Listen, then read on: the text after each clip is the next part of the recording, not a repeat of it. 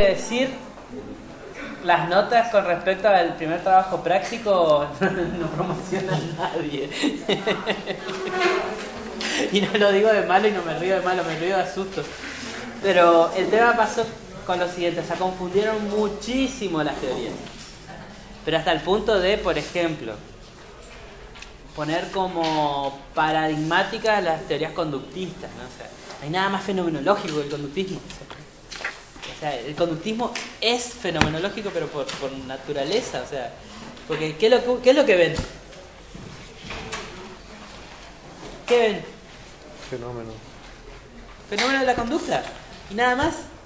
O sea, ¿saben lo que es la fenomenología o no?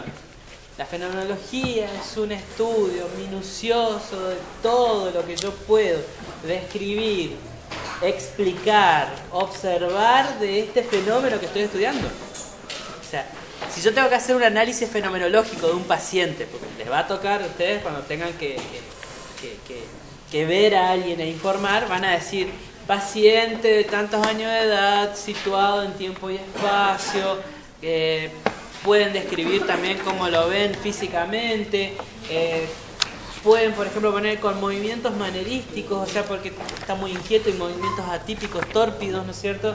Con una prosodia del lenguaje enlentecido, empobrecido en cuanto a sus categorías semánticas. Todo eso es fenomenología. Absolutamente todo eso es fenomenología. Entonces las teorías gestálticas, las conductistas, las cognitivas son fenomenológicas. Las paradigmáticas, ¿qué hacen? Elaboran un modelo, por eso son paradigmáticas, ¿no es cierto? Y empiezan a mirar por ese modelo. Entonces la de Kurt-Lewin, que crea un modelo, ¿no es cierto? Sí, es una teoría paradigmática. ¿Y las operatorias qué hacen? A ver.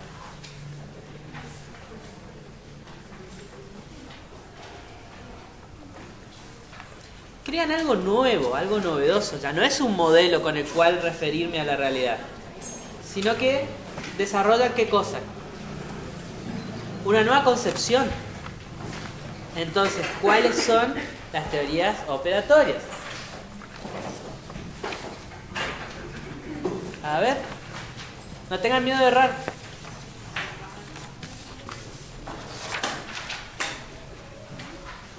No tengan miedo de errar, a ver.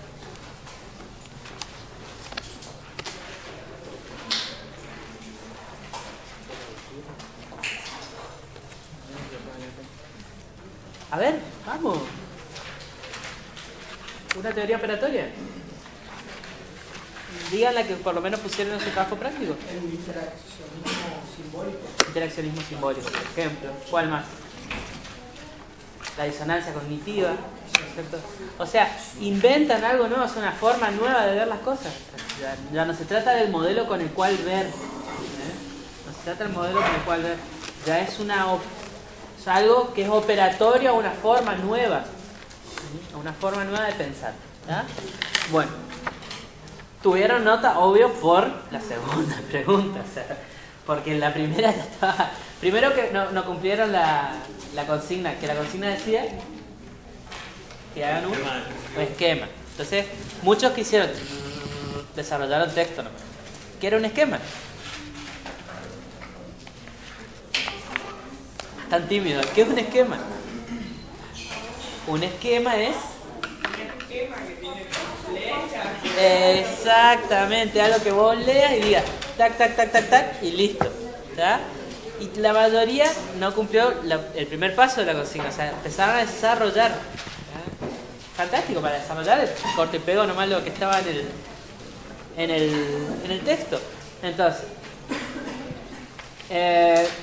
con respecto a la pregunta 2, que en realidad es una pregunta, digamos, de apreciación personal, porque no se evaluaba en función de teoría, sino que tenían que dar su llamémosle, su impresión con respecto al experimento de Milgram, ¿no es cierto? Hay voces encontradas, estaban aquellos que decían que estaba bien, que digamos no vieron lo inapropiado del experimento, otros que eran más, llamémosle, críticos al experimento, etc. Así que eso no se puede evaluar, porque la apreciación personal no se puede evaluar. Se evalúa en función de la respuesta, o sea, en cuanto a el grado de exigencia cognitiva que se dieron, digamos, como para responder y para significar su apreciación. Así que esa quedó como nota, ¿ah? Y lo que tienen que hacer es rehacer el punto 1. Ya todos saben qué es lo que pusieron, así que traten de corregirlo, porque no vayan a fallar después en el parcial, o en el final, ¿ya? Entonces, bien. Trabajo 2 ya recibí varios por la plataforma. Aquellos que lo trajeron de forma impresa los retiramos al final, ¿sí?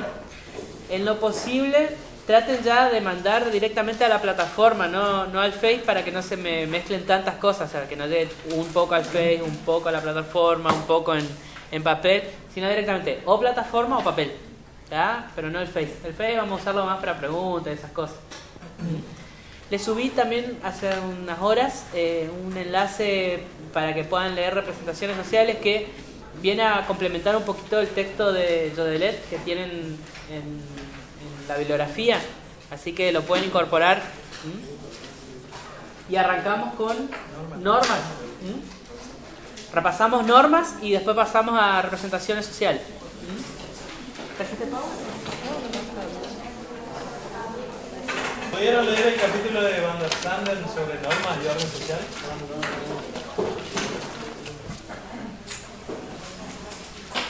¿Alguien se acuerda de lo que vimos la clase pasada sobre normas? ¿Qué son las normas, por ejemplo? Son como leyes no escritas, pero que las respetamos para tener cierto orden social. Claro. A través de las normas nosotros podemos decir que construimos un orden social. Estas normas se van a transmitir de generación en generación de una manera hablada, no necesitan estar escritas en ningún código, y si pasan a ser escritas es porque ya adquieren un carácter de ley.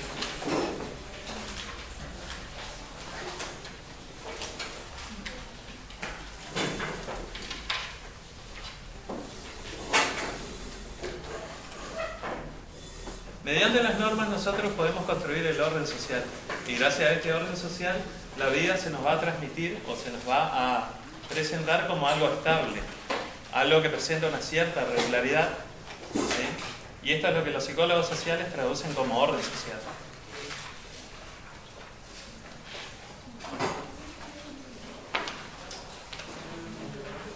Las normas van a determinar maneras de nosotros relacionarnos con otros. Y a partir de esto vamos a encontrar otro capítulo, otro tema que se relaciona mucho con normas, que son los roles, que vamos a dar más adelante.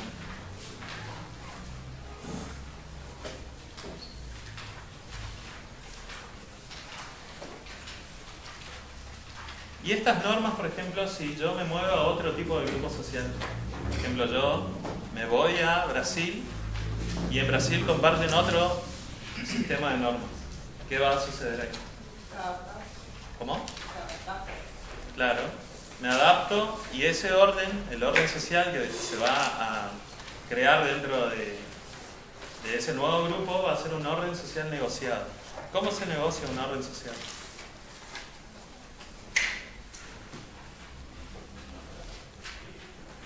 ¿Cómo creen ustedes que se negocia el orden social? Me imagino a los golpes. Te va chocando, te vas sintiendo desubicado en el grupo porque estás haciendo cosas y no sé. Claro. Y eso de vos decir, sentirte desubicado en el grupo, es lo que Ash después va a dar nombre como... No, a través de lo que Ash va a describir en su experimento que vamos a ver un poco más adelante, ¿sí? Bueno, pero para empezar, tomemos el experimento de Sheriff. ¿Alguien leyó el experimento de Sheriff en 1935? ¿No? Él investigó, ¿sí? ¿No? ¿Habla? ¿El de las líneas? ¿Cómo? ¿El de las líneas? No, ese es el de Ash. ¿El de Sheriff? Ah, ¿El de los grupos? ¿Cómo? ¿El de los grupos? Claro, el de los grupos. ¿Te acordás más o menos cómo es el experimento? El de que llevan dos colectivos con dos grupos de ESO y CAO o de CAO así. ¿No es ese? No, me parece que ¿No? no. A ver, seguí capaz que no lo Ese conocía tanto. que los llevaban y o sea, ningún grupo sabía la existencia del otro. De la interacción grupal, ¿no? No, me parece que no. Otro proceso. Claro, sí. ¿Hay otra conformidad entre los grupos acá? No. El efecto que utilizó Sheriff para su experimento fue el efecto autokinético. Él presentaba una luz en una habitación oscura a una persona y esa luz recorría una cierta distancia. Esa distancia, cada sujeto la transmitía de una manera subjetiva, ¿sí?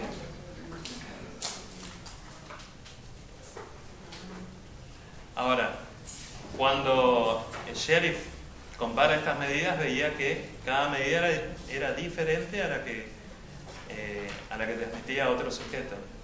Luego los hacía entrar a manera de grupo a la misma habitación con las personas que tenían las medidas más diferentes, digamos. Si uno veía que la luz recorría 10 centímetros y otro que recorría 1 centímetro, la juntaba y ahí les preguntaba de vuelta qué distancia recorrió la luz. A lo que las personas tendían a responder un patrón que se ajustaba a una norma grupal. Sheriff ve ahí, o los psicólogos sociales toman a partir de esto, cómo un grupo puede crear las normas, ¿sí? Luego Ash, en el experimento de Ash, lo que se hace es ver cómo un individuo se ajusta a un grupo. Cómo son los mecanismos que operan para que un sujeto esté conforme a lo que está en el grupo, ¿sí? Estudia la conformidad. ¿Quién me dijo el experimento de las líneas? ¿Te acordás más o menos cómo era? y no, y era, presentaba 3 líneas y decía cuál era la más larga. O sea, había una bien larga, una mediana y otra un poquito más baja, ¿no? Y era un grupo donde eran ayudantes que contestaban mal y generalmente creo que había 4 que contestaban mal primero y otro que era el que estaba siendo evaluado sería. Y a la conclusión que llegaba es que nosotros por conformidad hacemos lo que el grupo hace, o sea, contestó mal igual que los otros sabiendo que estaba contestando mal. Claro, está. Ahora, lo que pedía Ash era que vean una tarjeta y en esa tarjeta había una línea. Esa línea tenía una longitud que después tenía que ser comparada con otras 3 líneas de la tarjeta, como dijo la compañera. Una era más larga, otra se ajustaba a la medida de la tarjeta y otra era más chica. Al compararlos, al exponer a un grupo a esas tarjetas, tenían que dar las respuestas que les parecía a cada uno en voz alta. Ese grupo estaba compuesto por 7 o 9 personas, de las cuales supongamos que si eran 9 personas, 8 personas eran colaboradores de Ash y una persona era tomada al azar o era el sujeto al cual iba dirigido el estudio, ¿sí? Del cual se recolectaban los datos. Esa persona generalmente respondía de último o respondía luego de que varios colaboradores de Ash ya hayan respondido. Y lo que pedía Ash era que respondan de manera equivocada, ante lo cual la persona tendía, depende de qué tipo de distorsión que escribe Ash, responde de una manera equivocada, perciba la tarjeta de una manera equivocada o su percepción esté bien y su juicio se vea alterado, ¿sí? Esos son los 3 tipos de distorsiones que describe Ash luego de este experimento. El primer tipo es el de la distorsión de la percepción, en el cual los sujetos percibían forma, o sea, ellos decían que la percepción que ellos tenían era verdadera, o sea, se ajustaba a lo que estaban viendo, cuando cualquiera de nosotros podría decir, no, en realidad eso está mal. Claro, sí. Después tenemos la distorsión del juicio.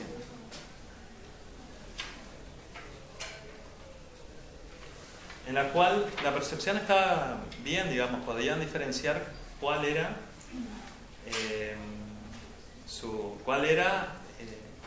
la medida que se ajustaba a la otra tarjeta.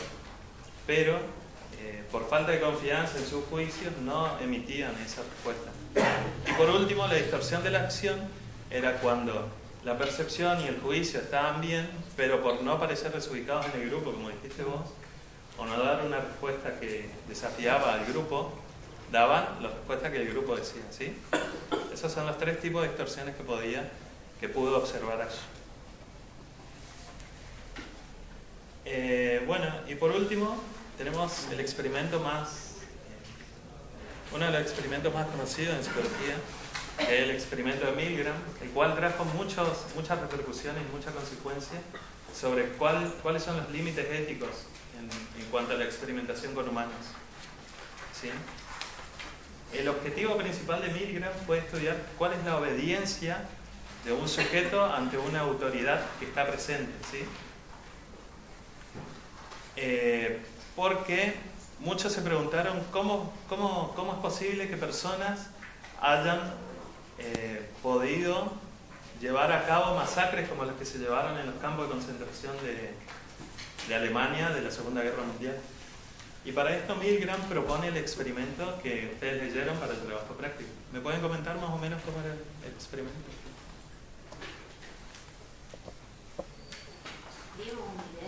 ¿Ah? ¿Cómo era? Pero había que leer, no ver el video. El video era simbólico.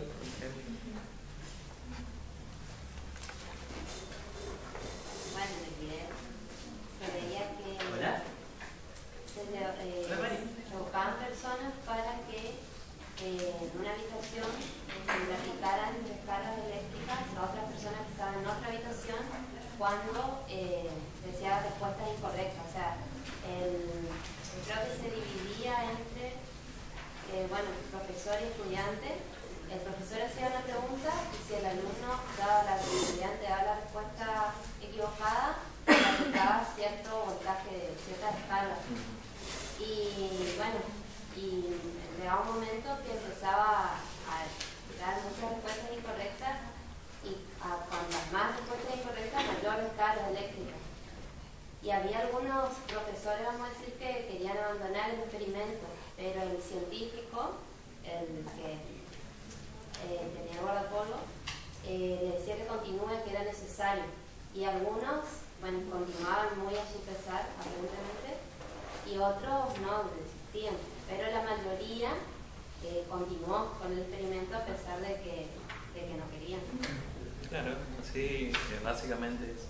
Algunas cosas que me gustaría remarcarles sobre lo que ustedes pusieron, los que yo vi en los trabajos prácticos que entregaron, es que el experimento requería mínimo de 3 personas, no de 2. Una persona que era el actor o era el ayudante de Milgram, el cual emitía los gritos y pedía auxilio de que pararan el experimento.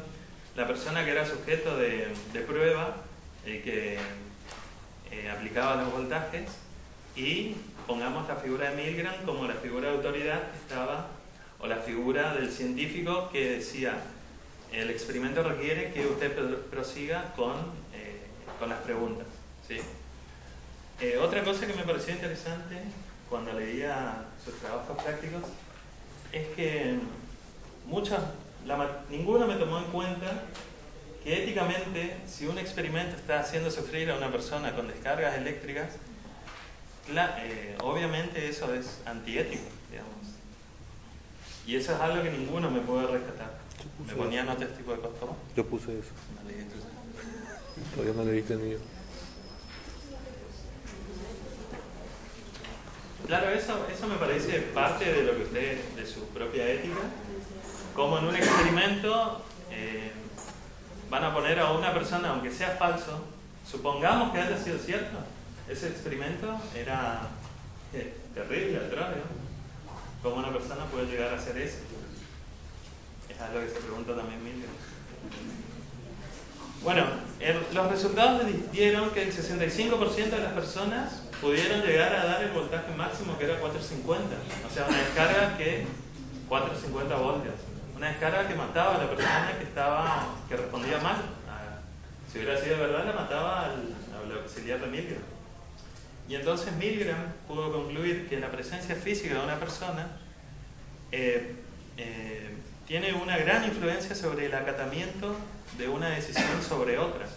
O sea, Milgram es posible que haya podido averiguar cuál es el mecanismo para que todas las atrocidades que se llevaron a cabo durante la Segunda Guerra Mundial se llevaron a cabo, digamos así. Sin embargo, no es necesario que la presencia física esté ahí, digamos, yo esté al lado del que era sujeto de prueba para que el acatamiento se lleve a cabo, sino que la presencia, digamos, imaginaria o fantaseada de otra persona también podría lograr este efecto. Por ejemplo, ¿cuántos de ustedes se portarían mal o harían alguna cosa que vaya en contra de las normas de acá del salón de clases si no estuviera la cámara ahí observando el señor Eduardo, digamos? Es una presencia imaginaria fantaseada, ¿sí?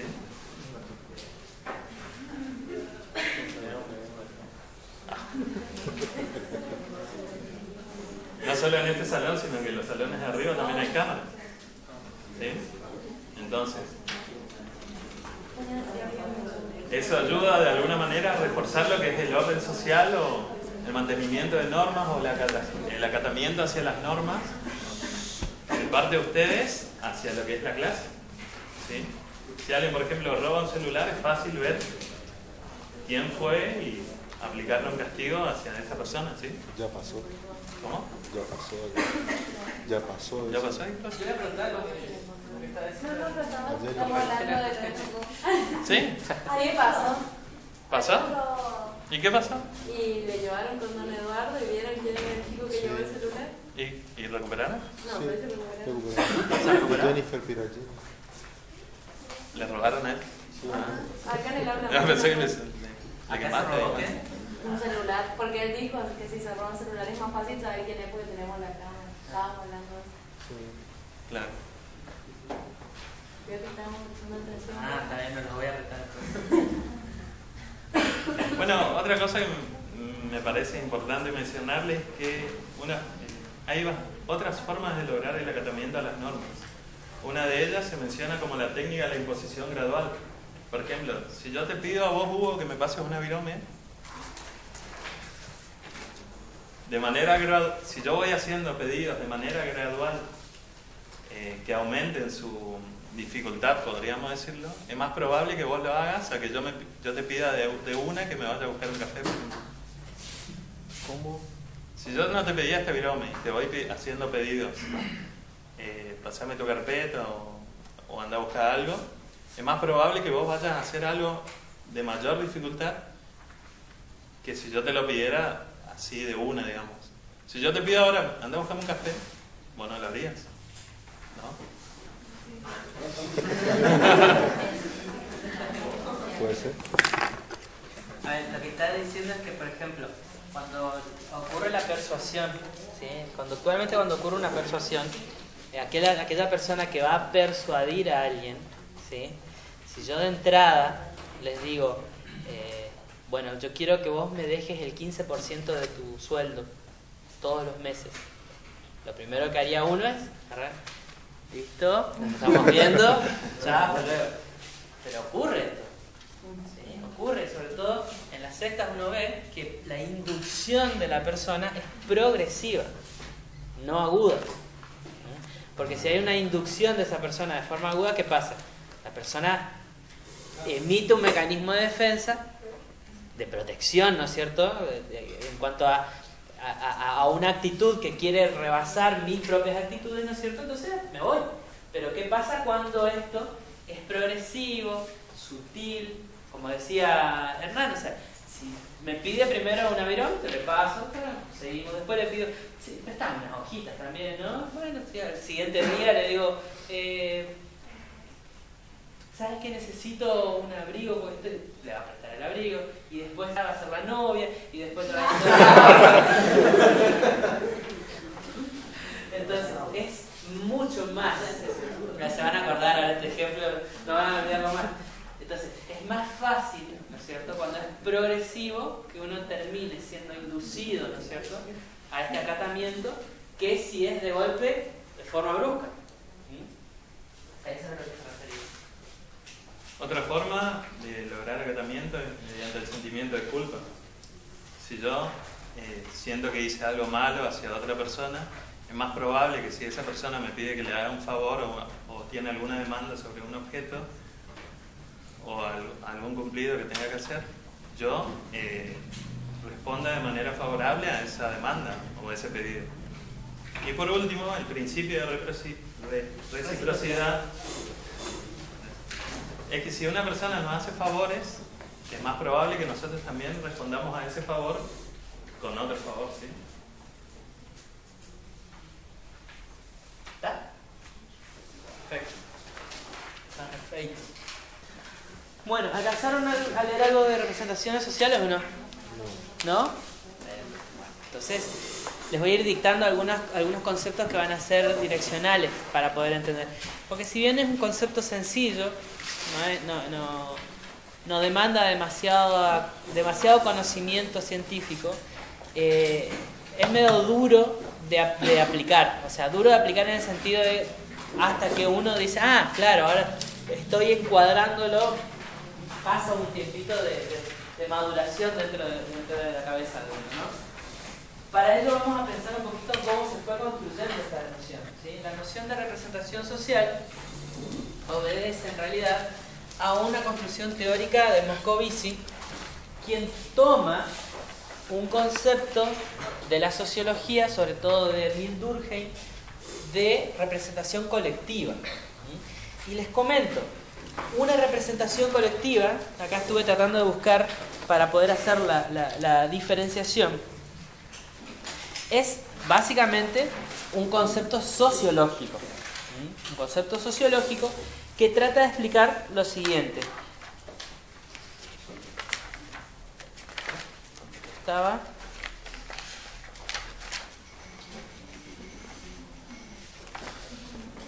¿Acá o acá? Acá.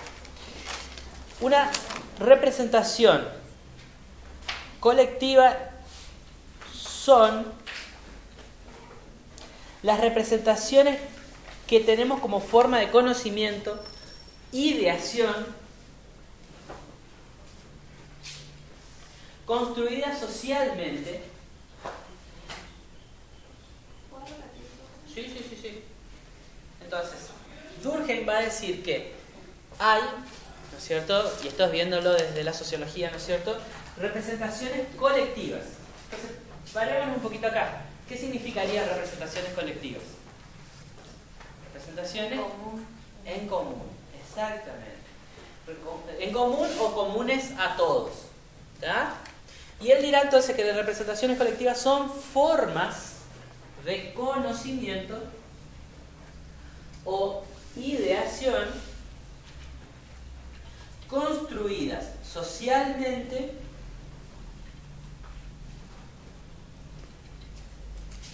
y que no pueden explicarse como epifenómenos de la vida individual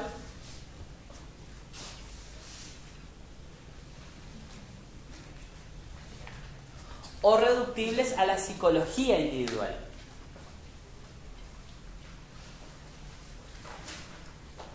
¿Qué quiere decir con estas dos últimas frases? O sea que yo no puedo obtenerlas de un individuo, pero tampoco las puedo recabar en función de un concepto psicológico. Ojo que esto choca un poquito con la idea de Freud de un complejo de Edipo universal, ¿no? Freud trataba de universalizar el complejo de Edipo para poder significar de qué manera se producía, ¿no es cierto?, un elemento común al todo el universo humano, ¿no es cierto?, que podía ser identificado como un hito que también podía cobrar, que podía permitir el cobro de vida de la noción de inconsciente, ¿tá? Pero esto rompe un poquito, porque entonces tendríamos que pensar que una representación colectiva, como el complejo de Edipo, tendría que ser siempre igual y siempre la misma y compartida por todos. pero no se puede explicar desde lo individual. O sea, son, como lo dice la palabra, construcciones del pensamiento, pero que lo tenemos en común, como decía la compañera. Moscovici va a tomar esto, ¿y qué es lo que va a hacer? Le va a dar una vuelta, un giro, desde la visión psicosocial. Y desde esa visión psicosocial las llamará representaciones sociales. Estas representaciones sociales, entonces, lo que tienen es que permiten producir este objeto social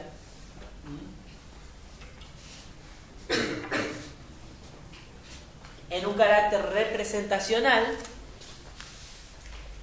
que puede permitir la interacción de elementos como que son clarificadores de esa representación, que permiten entonces calificar, explicar, evaluar dicho objeto.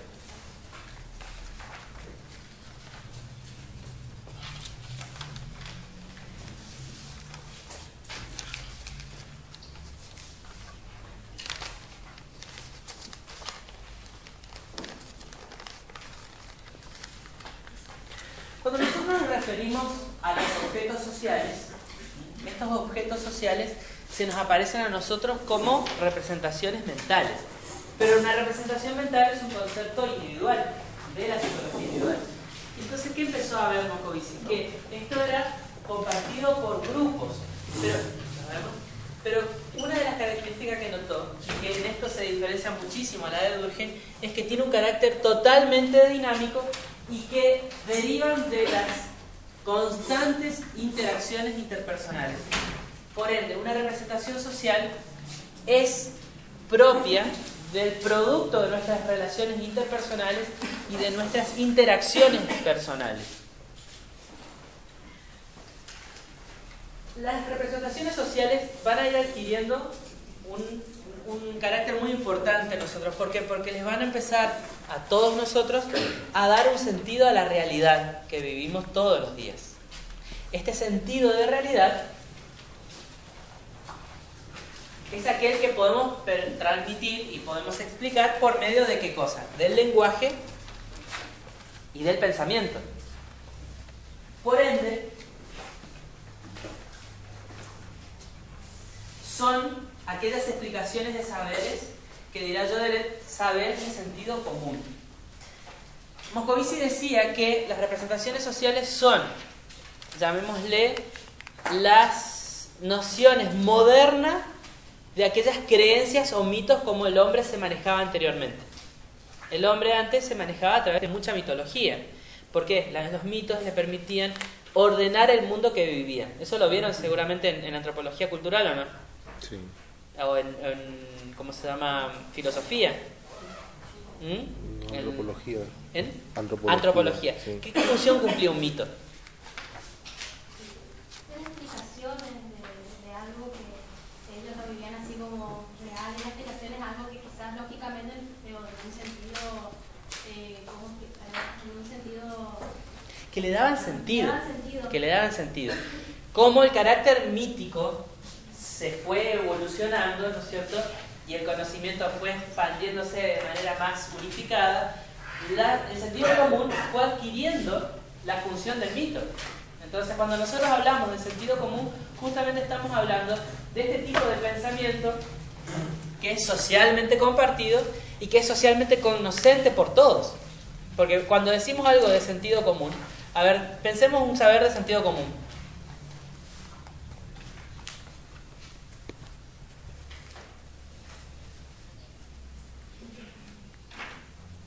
Un conocimiento de sentido común. A ver. Teñido de mucha representación social.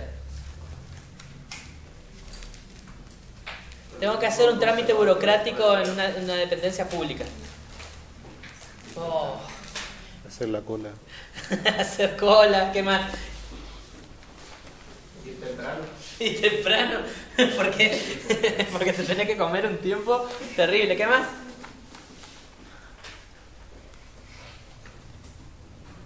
¿La conclusión del trámite o no? A muchos hasta se le pone la idea de no sé si lo voy a completar y todo, ¿no? ¿Por qué? Y no estoy hablando de un conocimiento científico, no estoy hablando de un conocimiento de expertos, sino que estoy hablando de un conocimiento de sentido vulgar, ¿no? Por sentido vulgar tienen que entender que es el conocimiento no catedrático, ¿sí? Eso es el sentido común. O sea, el sentido común me dice que si tengo que ir al banco a hacer un trámite, me tengo que levantar muy temprano. ¿Por qué? Porque es probable que no lo termines si te vas a las 10 de la mañana. Exactamente, porque tenemos una representación de eso, ¿no es cierto? Algo que nos ordena, que nos clarifica mentalmente. Porque nadie nos dice, ni tenemos un manual que nos diga, ¿no es cierto? Para hacer un trámite en el banco de tal cosa tenés que ir muy temprano. Lo deducimos, lo construimos. ¿Se entiende o no? Y por experiencia propia. Y por experiencia. Lo que pasa es que, acordate que esto es dinámico y lo transmitimos encima. Así que, de una manera, llamémosle no catedrática, porque no es saber de sentido científico, sino de sentido vulgar, vamos transmitiendo también eso. O sea, acuérdense que las representaciones sociales se dinamizan por las relaciones interpersonales, se vehiculizan por la comunicación y por esa representación que tenemos, esa representación mental que tenemos de ese objeto o de esa situación. ¿Se entiende o no? Entonces, todos conocemos la realidad que vivimos, ¿o no? ¿Ya? Todos a esta realidad que vivimos la atravesamos con el lenguaje y con la interacción con pares, ¿o no? ¿Sí? Entonces, este sentido común me va a permitir tres cosas.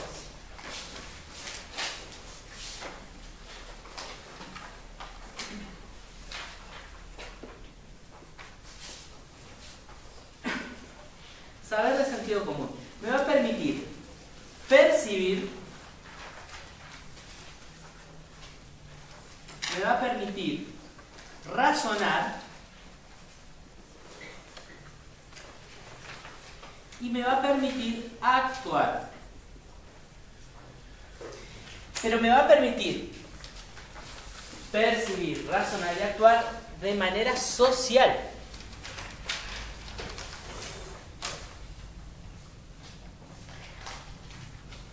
Porque justamente me va a dar significado y realidad a todo aquello que desde el sentido común, ¿sí? Que desde el sentido común está construido socialmente.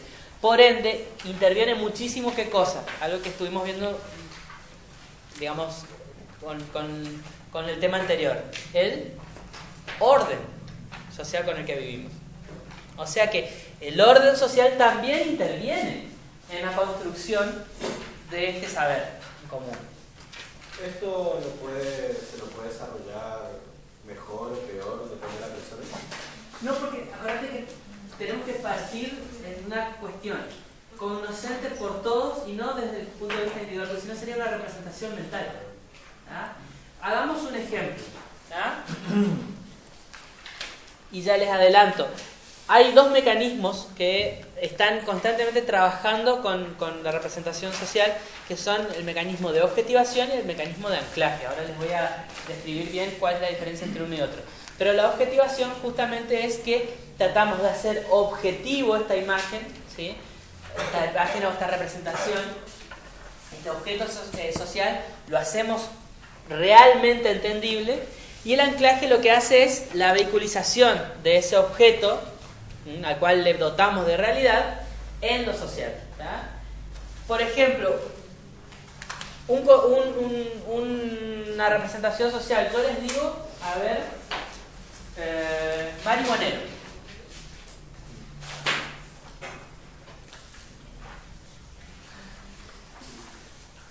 Esta vendría a ser la objetivación. Y el anclaje en lo social es Rastafari o adicto. ¿Ya? O sea, inmediatamente aparece, ¿no es cierto?, una representación social. Pensamos en marihuanero, pensamos en una persona de Rastafari, seguramente con rastas, ¿no es cierto?, con un gorrito con la bandera o una muñequera con la bandera de Jamaica, acá como dice el compañero. Pero él sabía, él en realidad estaba todo preparado esto. Otra, a ver. Cartonero. Humilde, desocupada, ¿no? O sea, estamos teniendo el objeto, me imagino que se imaginaron a la persona, ¿o no? Pero no una persona que ustedes conozcan, sino una construcción social de esa persona o una acción social de esa persona, ¿no es cierto? Tal vez propio de una vez que vieron o que se hicieron la idea de cómo sería un cartonero, pero también la parte cognitiva de esa representación. O sea, ¿qué me despierta eso en lo social? ¿Qué es lo que habían dicho? Yo dije, cuando dije cartonero, a mí lo primero que me vino es desocupado. Y dijeron humilde, ¿no? O sea, que nos lleva a ese conocimiento del sentido común. Una compañera dio un ejemplo espectacular la clase pasada, creo que eras vos. ¿Puede ser o no? El tema de la política. Sí. Y dijo muy bien, por ejemplo, la palabra Camao o la imagen Camao en nuestro barrio nos despierta hasta emociones, ¿no? ¿Cuál era esa emoción? De bronca, ¿no es cierto? ¿Por qué? Porque tuvieron una decepción o una, llamémosle, o una cuestión contraria a lo que el barrio quería, ¿no es cierto? No sé. Eso puede ser más subjetivo. Porque, bueno, yendo a un tipo escuelita con chicos, y uno decía, ¿a quién le va a votar, profe? Y yo le digo, no, yo lo voy a jodiendo, yo no voy a votar, yo soy el Chaco. Anito. No, pero no hay que votar a Camao, estoy Camao el Anito, 10 años. ¿Y por qué nos va a votar a Camao? ¿Y por qué él vino la otra vuelta y nos dio bicicleta, nos dio pelota, nos dio remera? O sea, para el Camao le despertaba la alegría. Sí, totalmente. Igual el Anito no vota. ¿Pero qué pasó? Pero son dos grupos de chicos que estamos hablando. Estamos hablando, fíjate, la compañera dio el ejemplo pasado de que, ¿cómo era? ¿Me recordás? De que quería traer familias de una villa de Buenos Aires a instalarlos en terreno. En un barrio que está cercano a tu casa, digamos, y entonces todos los vecinos se movilizaron, ¿no es cierto? Entonces, ¿qué pasa, digamos? La representación que les genera a ellos es compartida por todos, está desarrollado por una cuestión muy básica, o sea, por las interacciones interpersonales. Un ejemplo muy práctico. ¿Cómo? Un ejemplo muy práctico para él. Claro, pero, a ver, no estamos hablando si está bien o está mal. Acá no estamos hablando de que justamente se dio un conocimiento compartido por todos, no tiene nada que ver con algo, llamémosle, caritativo o de obsequio, ni siquiera tiene que ver con algo científico, sino que tiene que ver con que les despierta, ¿no es cierto?, una representación que les da anclaje en lo social de esa figura, ¿no? Ojo, que puede ser totalmente contraria en otras personas. ¿Por qué? Porque así como un grupo de personas se puede ver damnificado, otro grupo se puede ver beneficiado. Por ejemplo, los papás de estos chiquitos, ¿no? Entonces, también tenemos que pensar con esto, ¿no es cierto?, de qué manera somos también manipulados en función de nuestras representaciones sociales. ¿Se comprende o no? Bueno, otra cosita que les quería comentar.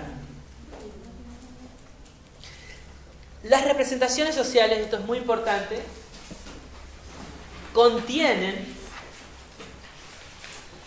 elementos cognitivos, afectivos y simbólicos.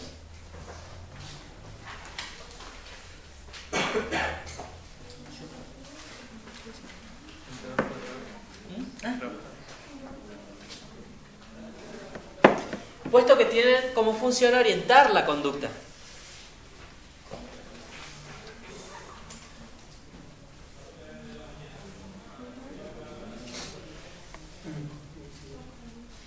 Y constituyen a su vez sistemas cognitivos con los que es posible reconocer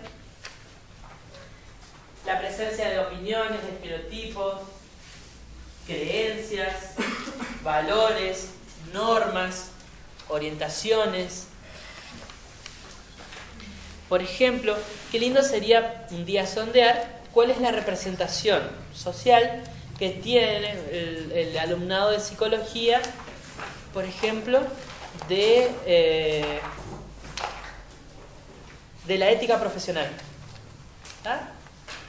¿Cómo lo sondearíamos, ¿no es cierto? O sea, haríamos preguntas, después trataríamos o pediríamos, ¿no es cierto?, que ante ciertas situaciones pidamos una apreciación que esté dotada, por un lado, de contenido afectivo, o sea, o emocional, que esté dotado de contenido imaginativo, o sea, qué es lo que le vino a la mente, ¿no es cierto?, como imagen, y que esté dotado de contenido también cognitivo, o sea, qué vino como pensamiento, ¿ah? Cuando hablamos sobre la ética profesional.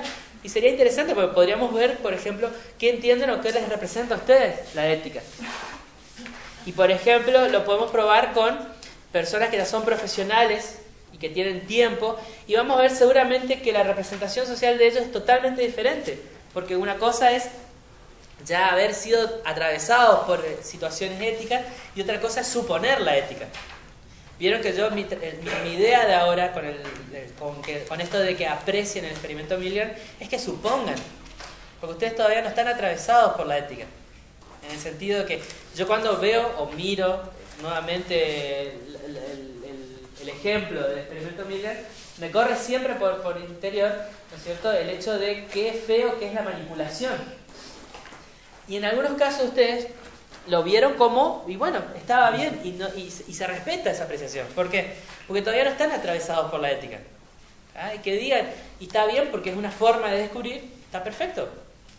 El tema es cuando empiezo yo a tener un carácter más maduro de lo que entiendo por manipulación. ¿Ah? Lo cual ya empieza a generar otra representación social, porque yo pertenezco tal vez a otro grupo que tiene una representación distinta. Pero ojo, yo también puedo tener representaciones compartidas con ustedes. Muchísimas. ¿Sí? Entonces, esto es lo que se entiende como carácter dinámico de una representación social. O sea, no necesariamente tiene que ser un calco. No necesariamente tiene que ser un calco en vos, en vos, en vos, en vos, en vos y en mí. Pero sí tiene que haber una especie de hilo conductor y, llamémosle, contenido similar. ¿Sí? Similar o disímil. Porque ahí podemos ver distintos grupos. Por ejemplo, ¿alguno de ustedes vio o leyó o presenció, ¿no es cierto?, ¿cómo se llama?, las charlas de esta muchacha Pilar Sordo? ¿Vos fuiste a verla? ¿Leíste el libro? ¿Sí? ¿Alguno sabe quién es? ¿Quién no sabe? Les cuento rapidito. ¿Todos saben quién es Pilar Sordo? Bueno, Pilar Sordo es una psicóloga chilena que hizo un libro bastante, llamémosle, creativo sobre lo que es el ser hombre y el ser mujer, digamos, pero no como género, sino justamente lo que los diferencia al hombre y la mujer, en cuanto a pensamiento, en cuanto a actitudes, en cuanto a características, pero no físicas, sino psicológicas o cognitivas, por así decir. Y descubre que el hombre es algo mucho más objetivo en el sentido de que piensa en función de una meta particular, en cambio la mujer es mucho más abstracta. El hombre, por ejemplo, ordena todo en sus pensamientos por sectores y la mujer en realidad revuelve todos esos sectores y los pone todos juntos, como la cartera más o menos como la tienen, ¿no? Y tiene un chiste que es bastante ilustrativo, o sea, la mujer... O sea, el hombre diseña una cartera poniéndole distintos bolsillitos para que guarde las distintas cosas en los distintos bolsillitos. ¿Y la mujer qué hace? Los pone en todos lados. Porque si fuese para el hombre pondría las cositas en ese lugar. Pero la mujer no, ¿no es cierto? Con esto no quiere decir que la mujer sea desordenada, en realidad es más ordenado que el hombre, pero la cartera siempre la tiene desordenada y llena de cosas. ¿Por qué? No, por las dudas ponen las cosas, ¿o no? Pero por las dudas, ¿no? ¿Y qué ponen por las dudas? Pañuelito, alguna pastilla por si les duele la cabeza, alguna cosa, una gomita extra por si se les pierde la que tienen. ¿Qué más? Caramelo por si...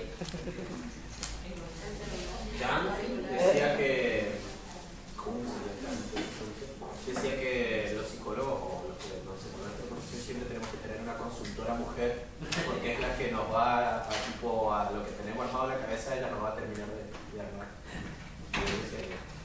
secretario para consultora tendría que ser mujer. Y fíjate que, por ejemplo, ¿cómo sería el ir a comprar un jean de un hombre a la Junín? ¿Cómo compran el jean ustedes? 10 minutos. ¿Y por qué? Fuimos lentos. ¿Por qué? Porque sabemos a dónde tenemos que ir, sabemos cuál es el jean que queremos comprar, y si vemos otro color que era distinto, lo compramos, nos probamos si nos queda, lo llevamos, ¿y qué más? ¿Ya está? ¿Y la mujer? ¿Cómo? Se prueba, piensa, imagina, compara, piensa nuevamente y dice, pero me está faltando también una camisita, entonces va a buscar la camisita primero, después vuelve al jean, ya no le convence, se va a otra tienda, ¿es o no? Bueno, con esto que quería explicar, ¿no es cierto? O sea, justamente esta mujer estudió hombres y mujeres basándose en la teoría de las representaciones sociales. De hecho, tiene un libro que habla sobre la familia y sobre cómo los métodos de crianza, los estilos de crianza, justamente basándose en las representaciones sociales que las personas tienen de los hijos, de la autoridad, de los límites. O sea que es una teoría muy nutritiva, muy interesante. Habíamos hecho el año pasado o el antepasado un experimento, un experimento en donde pedíamos que en un papelito anoten toda aquella representación el año pasado, que pongan toda, 5 características sobre sí, un tema. Sobre una palabra directamente fue. Motoquero. Motoquero. Y bueno, y después hicimos todo el cuadrito y todo lo que salió como representación mucho más compartida, porque lo cuantificamos, y entonces veíamos que la mayoría consideraba al motoquero como tac, una aureola un poquito más grande, que era una representación tal vez repetitiva, pero no tan compartida, y una tercera que era un poco más dispersa. Pero ¿qué pasaba? Encontrábamos que había una representación muy compartida de algunos aspectos. Yo ni me acuerdo cuál era, pero había muchas coincidencias, ¿no es cierto? También lo hicimos con el tema del SIDA, ¿te acordás? Sí, eso fue el antepasado. La primera vez. Cuando lo desarrollamos por primera vez, y por ejemplo encontrábamos que había una representación muy compartida que hablaba del SIDA y hablaban de infección, sí, muerte, prevención también había. Prevención, preservativos también había. En el centro. En el centro, sí. Jeringa. Bueno, sangre. O sea, un montón de cosas. Y si uno se pone a pensar, por ejemplo, se muere más gente por cáncer, por accidente de auto, por gripe, que por SIDA ahora. Ups. ¿No? Pero bueno, nos orientan, o sea, nos dan un sentido. ¿Tá? Que el sentido esté correcto o esté incorrecto, ya. Claro, el juicio se deja aparte para ver de qué están compuestos, el núcleo de la representación y cuáles son aquellas cualidades, características que van adjuntas a esa representación. Si nosotros hacemos un estudio longitudinal, o sea, cada año vamos con la misma población y le vamos contando, le vamos preguntando de vuelta o hacemos el mismo estudio sobre la representación, es muy posible, o sea, 99% que esas representaciones van a ir cambiando y el núcleo de la representación va a cambiar también, ¿sí? Eso es un posible estudio experimental sobre la representación social que se hace. Vale. Dijimos que era la representación, ¿no es cierto?, social tenía dos componentes. Uno de esos componentes es la objetivación y el otro el anclaje. Por objetivación tenemos que entender a aquel, llamémosle, afianzamiento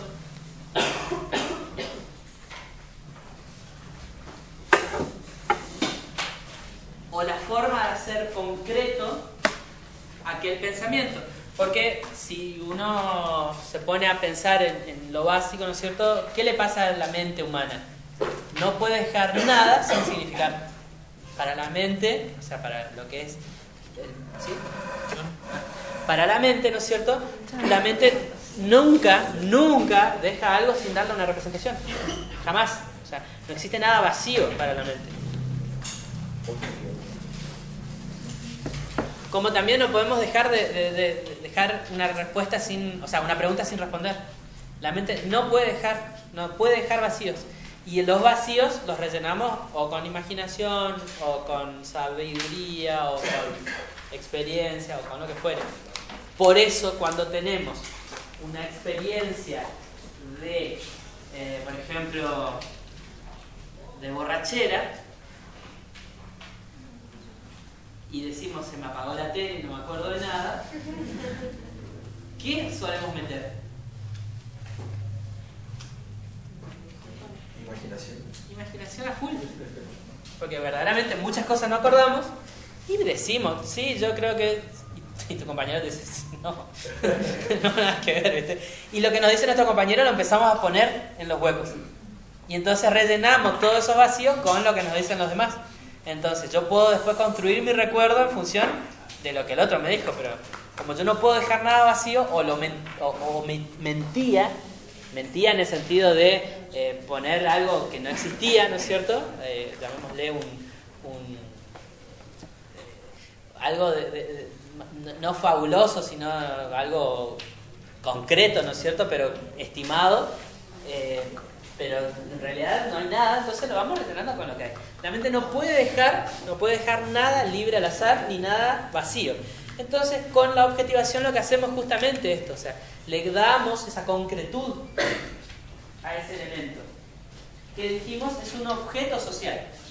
Por objeto social tenemos que entender qué cosa, todo. Puede ser una colectividad, puede ser un fenómeno, puede ser una situación. Esta objetivación entonces hace concreto lo abstracto y lo materializa en palabra, en imagen o en sentimiento.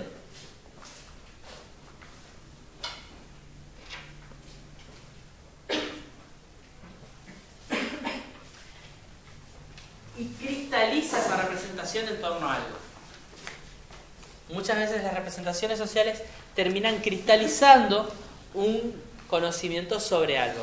Por ejemplo, lo del tema de Rastafari. Cuando yo dije después de Rastafari, la mayoría se imaginó los colores de la bandera de Jamaica, ¿tá? Porque ya está cristalizada esa representación. Por cristalizada tenemos que entender como que está muy, muy arraigada ya. Por otro lado, el anclaje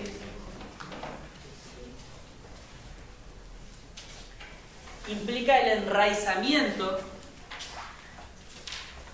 de esa objetivación en lo social.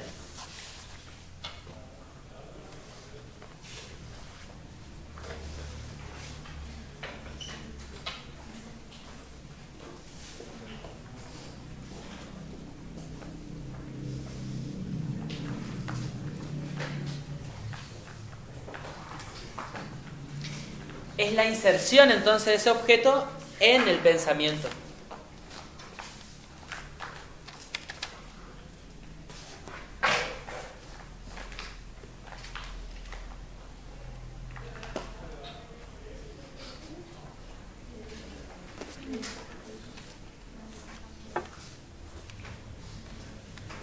Supongamos que tenemos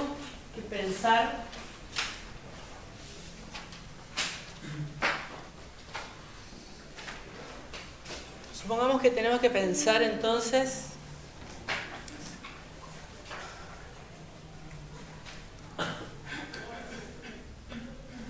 en un fenómeno y que ese fenómeno nos interesa en el sentido no tanto del resultado del fenómeno, sino de qué produce, cómo moviliza y de qué forma contextualizamos ese fenómeno. Y se me ocurrió, por ahí un poco con lo que estábamos hablando recién, el fenómeno de la votación. No a quién se vota, sino la votación.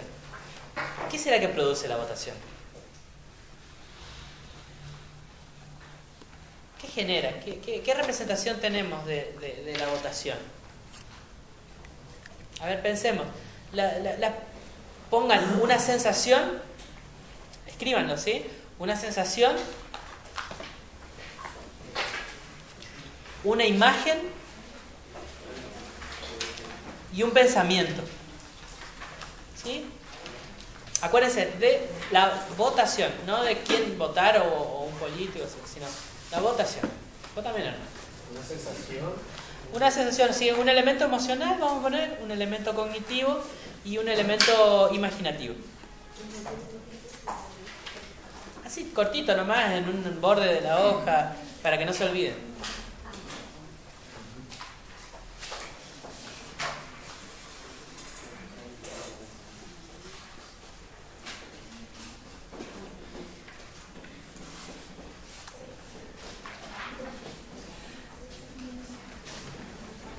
Tengo una sensación, Dale.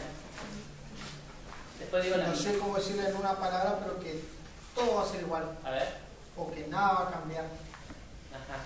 O sea, Resignación. ahí está. Resignación, o sea, Puede ser. bien. Como A mí, que, ¿sí? yo cuando lo pensé, traté de pensar liberando mi mente de cualquier apreciación anterior, ¿está? Y lo que sentía era hastío, cansancio, hastío. Sí, resignación.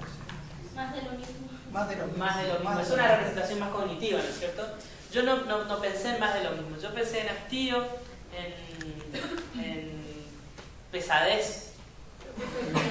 ¿Cómo? Tedio, muy similar. ¿Qué más? Disgusto, ¿qué más? Angustioso puse. ¿Cómo? Angustioso. Angustioso. A ver la parte emocional que es más sencilla. A ver. Duda. Eso es más cognitivo. Alegría. Alegría. Siempre un contrario, ¿no? ¿Qué más? Bueno, a mi señora le encanta votar. Así que esa chusmerío. Parece más algo más cognitivo, ¿no?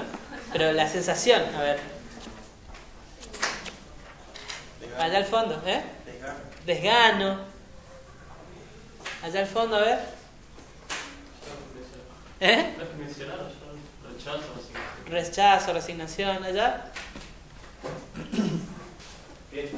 ¿Cómo? Fiesta. Fiesta, allá. Entusiasmo, por allá. Allá al fondo.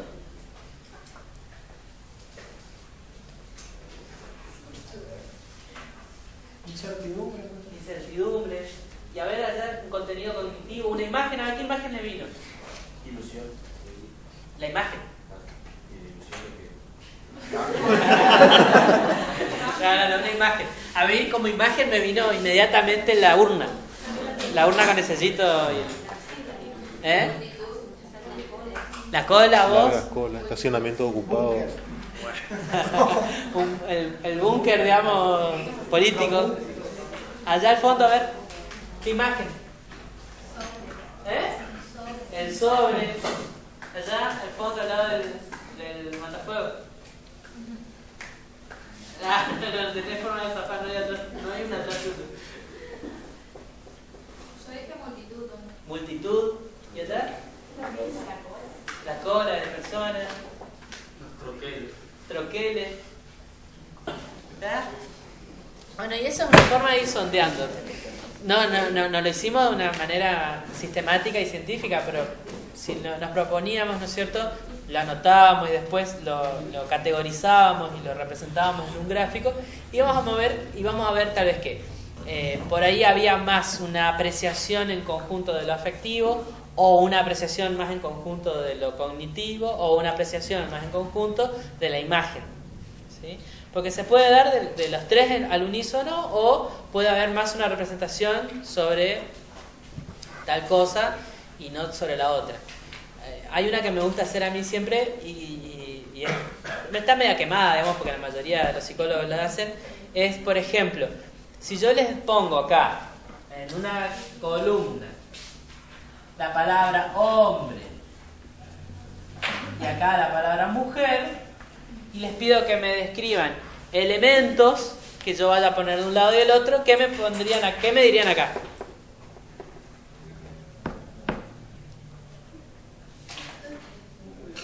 Músculo.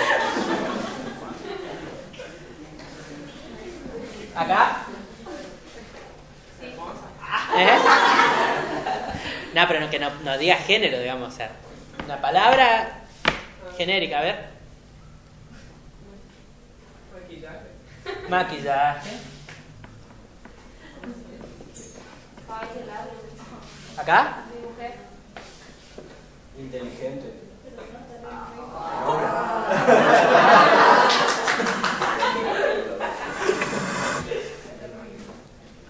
¿Qué más? Una más, dale, y ya paro con esto.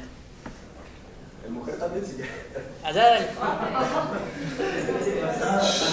Dale, allá, vamos. Que acá adelante interactuaron. Vamos, un objeto, damos. Pelota, ¿dónde lo pongo? ¿Acá? Delantal, ¿dónde lo pongo? El hombre. Bueno, y lo primero que nada es que músculo, la mujer también tiene músculo. Maquillaje, el hombre también se puede maquillar. Cabello largo. Acá tenemos un... Por favor, arriba ese exponente. Vamos, con orgullo decirlo, yo también tengo el pelo largo, ¿no? ¿Y quién? Y a ver, alguna chica tiene que tener pelo corto, a ver. Ah, no, hay en otro año hay una que tiene el pelito bien cortito.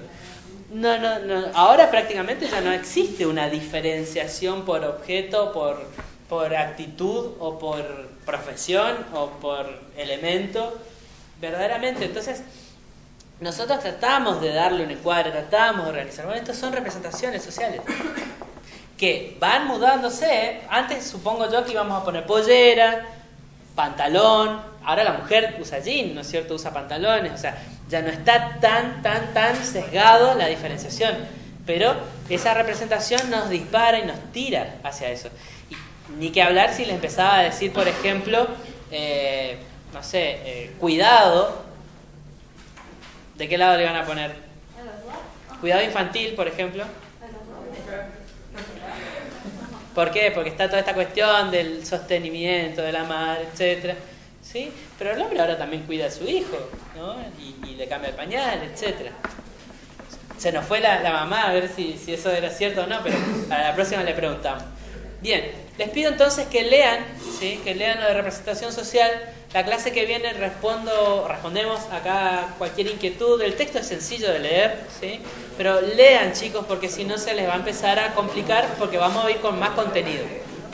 La clase que viene vamos con actitud. Y bandera o no? No, es impresión. Bien. Entonces, clase que viene vemos actitud. Se salvan solamente esta transición de 7 días de no tener ningún trabajo práctico, pero la próxima arrancamos ya con otro trabajito práctico, ¿sí? Lean actitud, actitud y prejuicio si tienen tiempo, pero si no, lean por favor representación social y traigan preguntas. Ahora, una cosita antes. La asistencia antes que la asistencia y los trabajos prácticos, ¿sí? Los trabajos prácticos número 2, quienes trajeron. Y los trabajos prácticos número 1, quienes no pudieron entregar porque viajaron. Yo mandé por el modo. Sí. Las notas. Hoy inauguré diciendo lo que pasó con el tema del trabajo práctico. ¿Eh? Ah, no te entendí. Está perfecto. Con respecto a las notas, aquellos que no estaban al comienzo de clase, había muchos errores en el punto 1, así que se computó solamente el punto 2. Y como no hay la pregunta del punto 2 no era una pregunta ni para contestar por correcto o incorrecto, sino cómo lo elaboraban, se les puso una nota en función de la elaboración de esa nota, de esa respuesta. El punto 1, revisen traten de organizarlo bien, porque estaban mal el punto 1. Pusieron en fenomenológica cosas que no eran teorías que no eran fenomenológicas, pusieron en operativas teorías que no eran operativas, pusieron en paradigmáticas teorías que no eran paradigmáticas, etc. Los devolvemos a los que estaban escritos y bueno, vamos a poner una pequeña reseña digital para que los que hicieron solamente en digital revisen y corrijan. Sí. Acosta Carolina. Acosta María Dolores. Andersen. Alegre. Ayala. Balbastro. Barbona. Sí. Bueno, ¿quieren la fecha del primer parcial o no? ¿Sí? ¿Mendieta cuánto?